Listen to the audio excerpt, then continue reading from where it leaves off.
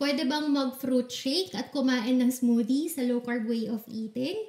Answer, yes, pero depende. Nakadepende pa rin kasi talaga yan sa goal mo kung bakit mo sinimulan ang paglo-low carb at sa current status ng health mo. And to guide you kung paano ba natin maa-assess kung ano dun sa mga yon yung pwede para sa atin, meron lang akong 5 bagay or 5 tips na ibibigay sa inyo. Number 1, ano bang klase ng prutas yung ihahalo nyo dun sa fruit shake o kaya dun sa smoothie? Karamihan kasi ng mga prutas ay mataas ang fructose. Fructose is natural na sugar na makikita sa mga prutas. Natural naman, kaya baka pwede, baka healthy pa rin. Diyan kayo nagkakamali kasi itong si fructose, napakahirap i-burn ng katawan yan. Kung yung iba't ibang klase ng carbohydrates kayang i-burn ng katawan natin, itong si fructose, liver lang yung may kayang gumawa nun. Kaya para sa mga diabetic na nahihirapan na mag-produce ng enough na insulin para pababain ang kanilang sugar level, tapos kakain pa ng napakadaming prutas, bibigyan natin ng mabigat na trabaho yung inyong liver. Ang mangyayari ngayon kay liver, kapag overloaded na siya sa trabaho niya, mahihirapan na siyang gampanan yung role niya, diyan na ngayon papasok si fatty liver. Kaya kung napapansin ninyo sa mga diabetic, isa sa mga common na complications yung fatty liver. Kaya kung isa ka sa mga nagsimulang mag-low carb dahil gusto mo na ma-regain ang iyong health, lalo na kung diabetic ka, palaging i-consider kung anong klase ng prutas ba yung mga kinakain mo. Kasi baka kahit na natural yan, kahit na prutas pa yan, baka mas nakakadagdag siya sa paglala ng condition mo. Pero kung yung low carb fruit naman, yung gagamitin mo sa iyong smoothie or sa iyong fruit shake, pwede naman. For example, watermelon, avocado, at iba't iba pang klase ng berries, lahat yan ay low carb. Kaya kung yan yung mga prutas na gagamitin ninyo, pwede naman. Pero hindi pa dyan nagtatapos yan ha. Second na bagay na dapat natin i-consider kung tayo ay iinom ng fruit shake or iinom or kakain ng smoothie is gaano kadaming prutas ba yung gagamitin mo. Given na ang gagamitin mong prutas sa low carb shake mo or sa low carb smoothie mo ay isa dun sa mga low carb fruits na nabanggit ko, gaano naman kaya karami yung gagamitin mo para mapuno yung isang baso? Tandaan na hindi porket low carb yung mga pagkain na yan, ibig sabihin pwede na natin silang kainin or inumin ng unlimited. Lahat ng yan may limit pa rin. Kagaya sa avocado na every 100 grams ng avocado ay mayroong 3 grams ng net carbohydrates. Pagdating naman sa watermelon, every 100 grams ng watermelon ay mayroong 7 to 8 grams ng carbohydrates. Sa strawberry naman, every 100 grams ng strawberry ay mayroong 8 to 9 grams ng carbohydrates. Kaya hindi enough na low carb fruit lang yung gagamitin natin. Kailangan nasa tamang measurement din tayo. Hanggat maaari, huwag tayong lalagpas sa paggamit ng 100 grams ng prutas or mga low carb fruit or depende pa rin sa kung anong klase ng prutas yung gagamitin nyo. Kasi bawat prutas, especially yung mga berries, iba't iba ng klase yan. Lahat sila under ng umbrella ni berry pero magkakaiba sila ng net carbohydrates. Kaya check nyo muna kung pasok pa rin ba. Ikatlong bagay na dapat i-consider kung pwede ba akong uminom ng fruit shake at kumain ng smoothie is maliban dun sa prutas na gagamitin mo, ano pa ba yung other ingredients na ilalagay mo sa fruit shake mo? Kasi di ba kapag gumagawa tayo ng fruit shake, hindi naman yan basta-bastang prutas at yelo lang. Kung minsan or nakasanayan natin na nilalagyan pa natin ito ng gatas, ng pampatamis at iba-iba pang mga ingredient. Dahil low carb smoothie or low carb fruit shake yung gagawin natin, syempre dapat yung gatas na ilalagay natin is yung low carb version din. Meron tayong iba't ibang klase ng options. Pwede kayong gumamit ng all-purpose cream na ihahalo sa kaunting tubig, pwedeng heavy whipping cream, pwedeng almond milk, pwede ring coconut milk, at pwede ring Greek yogurt. Kaya lang tandaan na itong mga milk substitutes na ito, meron din pong kanya-kanyang net carbohydrates yan. Hindi lang yung prutas yung merong carbohydrates. For example, pagdating sa coconut milk per cup, meron po siyang 6.4 grams ng carbohydrates. Pagdating naman sa almond milk per cup, meron siyang 2.7 grams ng carbohydrates. At sa Greek yogurt naman, in 1 cup, meron po siyang 10 grams ng net carbohydrates. Medyo mataas si Greek yogurt, pero don't worry kasi 1 cup naman yon. Yung isang serving naman niya, yung nabibili sa supermarket na maliit na ganito, hindi naman umaabot ng 1 cup yan. Kaya also, keep in mind, gaano ba karaming gatas or milk alternative yung gagamitin ninyo or ihahalo ninyo dun sa fruit shake.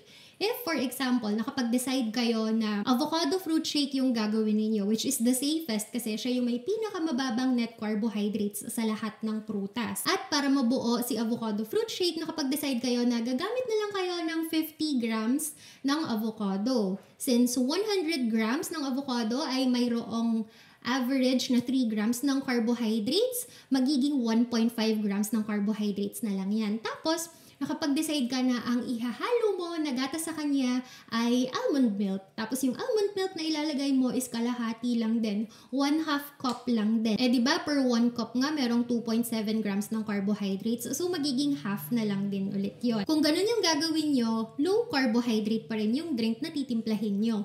Pero paano kung ganito kalaki yung fruit shake or ganito kalaki yung baso na iinuman ninyo tapos pupunuin nyo yan. So ibig sabihin gagamit kayo ng 200 grams ng strawberries, tapos gagamit kayo ng 2 baso ng almond milk or ng coconut milk. Ibig sabihin, mag-over na kayo sa carbohydrates nun. So, kahit lahat ng ingredients na pinaghalo-halo ninyo ay low carb, total na carbohydrates ng lahat ng pinaghalo-halo ninyong pagkain ay magiging equivalent pa rin sa isang high carb na meal. Fourth thing na kailangan ninyong i-consider kung kayo ay naglo-low carb tapos nagpaplano kayo na uminom ng fruit shake or kumain ng smoothie is to know your carb limit. Para kasi sa ating mga naglo-low carb or keto, iba-iba tayo ng grams ng carbohydrates na sinusundan per day.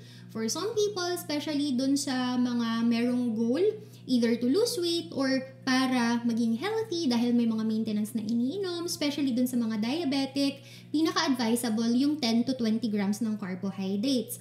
For some people naman na na-achieve na nila yung kanilang health goals, lalo na yung very active sila, nag-exercise ng mabigat or meron pang iba't ibang activities na ginagawa tapos healthy naman ang pangangatawan, okay na sa kanila kahit 30 to 50 grams ng carbohydrates. Kaya yung limit pagdating sa kung gaano karaming prutas at kung gaano karaming milk alternative yung pwede mong ihalo sa iyong fruit shake or smoothie, nakadepende pa rin yan sa carb limit mo. At ikalibang bagay na dapat nating i-consider kung tayo ay iinom ng fruit shake, low carb fruit shake at low carb smoothie is to know kung ano pa ba yung ibang mga pagkain na kakainin mo within the day. If dun sa tips 1 to 4, lahat yon ay check sa'yo, ibig sabihin, yung prutas na ihahalo mo ay low carb. Number 2, yung dami ng prutas na ihahalo mo ay pasok pa rin sa iyong macros. Number 3, yung gatas or milk alternative na gagamitin mo para creamy ang iyong smoothie or creamy ang iyong fruit shake ay pasok pa rin naman sa iyong macros and na-consider mo naman kung ano yung carb limit mo at lahat yon pasok. Aside from that, kailangan din nating alamin kung ano pa ba yung kakainin mo aside dun sa fruit shake na yon. Kasi tandaan, itong si fruit shake, medyo mataas yung carbohydrates niya dahil pinagpatong-patong natin yung low carb milk alternative at yung prutas. Kaya possible na sa isang serving, pwedeng mga nasa 5 to 10 grams ng carbohydrates yung laman yan. If for example, you're someone na gustong mag-low carb kasi gusto mo na ma-heal ang iyong condition, in most cases, nasa 20 grams ng carbohydrates yung limit mo per day. Kung sa pag-inom pa lang ng fruit shake or sa pagkain ng smoothie and consume mo na yung 6 to 8 grams ng carbohydrates or more, sana hindi naman, ibig sabihin, meron ka nalang konting allowance na pwede mong gamitin doon naman sa mga pagkain na kakainin mo. Kasi posible na yes, low carb nga yung shake na ininom mo, low carb nga yung smoothie na kinain mo, pero kung ang kapares naman yan, low carb bread or other low carb treats na merong mga nasa 3 to 4 grams ng net carbohydrates, tapos sasamahan mo pa ng iba't ibang klase ng gulay, baka magpatong-patong yung mga kinakain mo ng mga low carb na pagkain and ang total niyang lahat, nag-over ka na sa iyong carb limit. Kaya kailangan hindi lang yung mismong fruit shake yung tututukan natin. Titignan din natin, magiging mindful din tayo dun sa mga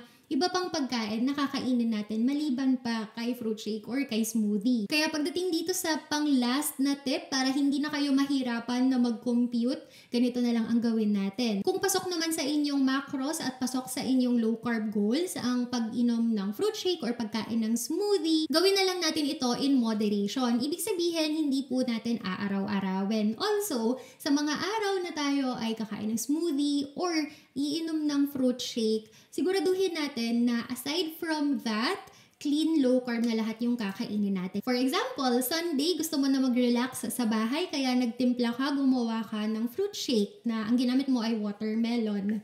Dahil uminom ka na ng fruit shake, yung mga susunod mong meals sa araw na iyon, gawin na nating clean low carb. Ibig sabihin, ito yung mga pagkain na eggs, meat, fish, at low carb vegetables. Huwag na natin siyang dagdagan ng mga other low carb treats pa, or baka naman ang gawin ninyo, morning magfo-fruit shake kayo, tapos kinagabihan magsusmoothie. So hindi ganon, pipili lang tayo ng isa. Tapos yung mga other foods na kakainin natin na kapares ng pagkain na iyon or ng inumin na iyon is gawin na nating clean low carb. Para sa ganon, na-enjoy pa rin natin yung sarap ng ating fruit shake pero balanced pa rin yung low carb meal na kinakain natin. Ikaw ba, mahilig ka bang uminom ng fruit shake? Anong klaseng low carb fruit shake yan? I-share mo naman sa baba. Kung ikaw ay beginner pa lang at clueless kung paano simulan ang low carb way of eating, or you are someone na palaging nadadapa at nahihirapang bumalik, meron akong mga ebook na makakatulong para sa iyo para magawa mo na siya finally consistently, at sa mga beginners naman para makapagsimula. Itong mga ebooks na to, meron siyang guide from week 1 hanggang week 4 kasi finally pagdating ng week 4 kayang-kaya nyo na yan gawin ng kayo na lang. And aside from that, itong mga ebook na ito, meron din siyang mga recipes, mga low carb recipes na pwede ninyong sundan. Kaya hindi lang ito para sa beginners, para rin ito sa mga clueless na kung ano naman yung iluluto ko kasi umay na ako sa everyday meals namin. Para ma-download ang ebook na yan, nilalagay ko yung link sa comment sa ibaba. Pero hanggang dito na lang muna. Thank you so much for watching and have a good day. Bye!